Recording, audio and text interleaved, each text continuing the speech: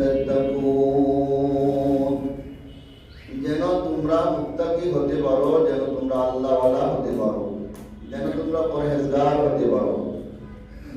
তো এখানে মুত্তাকি হওয়ার জন্য আল্লাহ তাআলা রমজান মাসের কথা কেন বললেন? মুত্তাকি তো ইচ্ছা করলে সারা বছরই হওয়া যায়, কিন্তু আল্লাহ বললেন আমি রমজান মাসে রোজাকে তোমাদের উপর ফরজ করেছি যেন তোমরা মুত্তাকি হতে পারো, আল্লাহওয়ালা হতে পারো।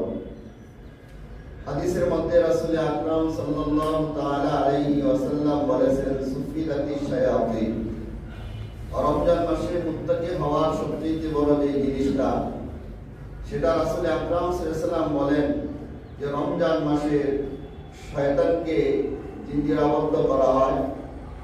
শয়তান মানুষকে ধোঁকা দিতে পারে না। এই জন্য মানুষ যখন রমজানের ইবাদত করবে শয়তানের ধোঁকা থেকে সে বাঁচতে পারবে। আর এই জন্যই রমজানের ইবাদত তার জন্য সহজ হবে। আর রমজানের ইবাদত যখন বান্দা করবে তখন সে কি হয়ে যাবে? মুত্তাকি হয়ে যাবে। তো আমরা দেখি যে রমজান মাসে মানুষ যেভাবে আসলে আল্লাহকে ভয় করে,